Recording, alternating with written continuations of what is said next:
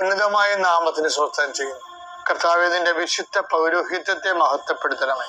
കർത്താവേ, സഭയിലുള്ള സാന്നിധ്യം ദൃഢമാക്കണമേ.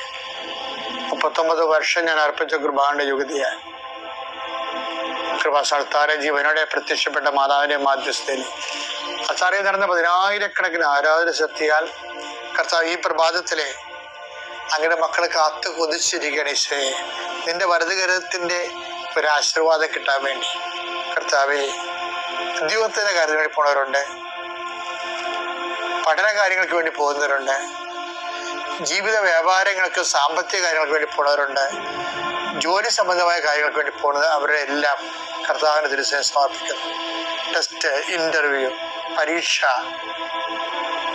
അതുപോലെ ഏജൻസി, ക്രയവിക്രയങ്ങള്, ജീവിതമാർഗങ്ങള്, വിദൂര യാത്രകള്,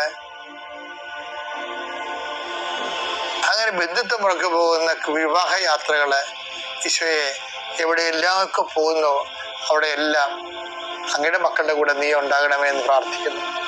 ഇന്നത്തെ മുഴുവൻ യാത്രകളിലെ കർത്താവ് നിന്റെ കൂടെ ഉണ്ടാവുകയും മാതാവ് നിന്റെ വലതുകരം ഗ്രഹിക്കുകയും സഞ്ചാരി മാതാവ് രാത്രി നീ തിരികെ വരുമ്പോൾ നിന്നെ ആരോഗ്യത്തോടെയും സമാധാനത്തോടെയും സുരക്ഷിതമായി ദൈവം തിരികെ എത്തിക്കുകയും ചെയ്യട്ടെ. നിത്യം പിതാവും പുത്രനും പരിശുദ്ധാത്മാവും നീക്കുവാണ്.